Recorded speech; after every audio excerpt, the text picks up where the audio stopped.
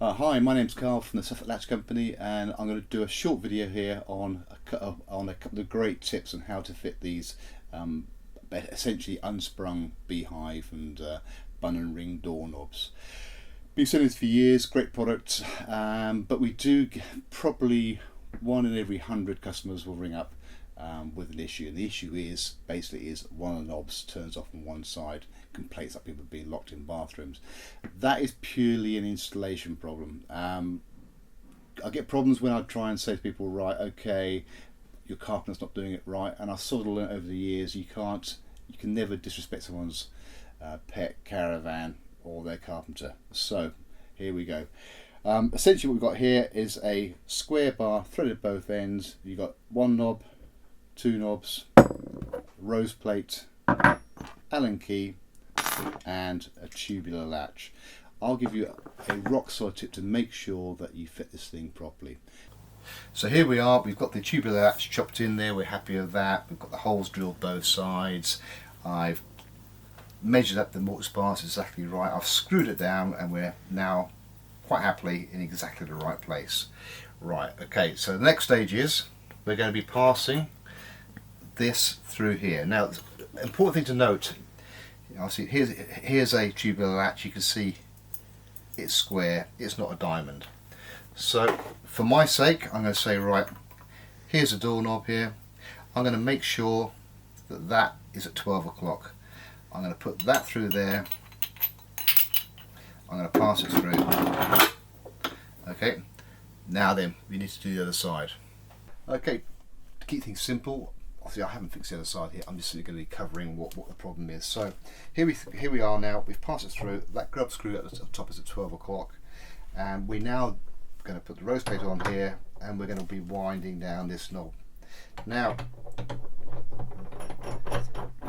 so we screwed it down, that's too tight, we've brought it back. We've got this visual hole here to see where the grub screw is.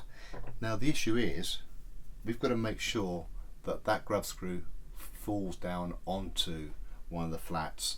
Now what happens in most cases, people will bring it in, get it tight, give it a quarter turn back, turn its arm around, find the grub screw, screw it in. There's a damn good chance, probably 1 in 4 chance, you're going to hit onto one of the corners.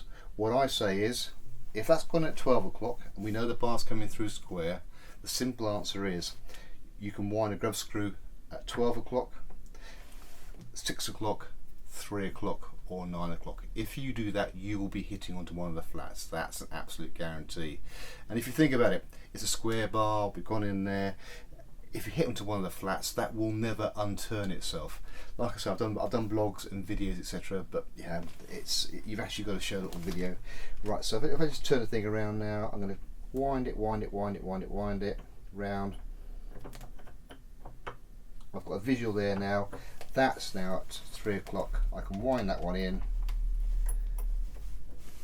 and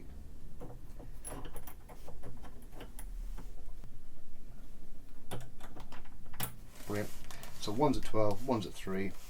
We then give that a turn round so that hole is underneath,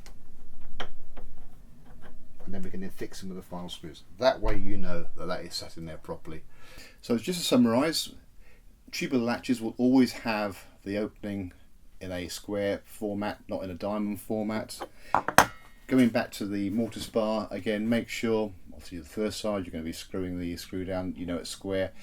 Push that in, and just make sure you have a visual of that going in, either at 12, 3, 6 or 9.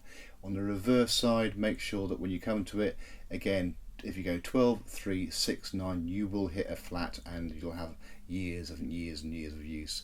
Again, this video is being brought out just purely out of necessity. We've had a lot of people over the years ring us up in great distress that it hasn't worked. This will fix it. If you think about it, if that's on a flat, it can go nowhere. I hope you found this video useful. If you have, please give us a thumbs up and thank you for watching.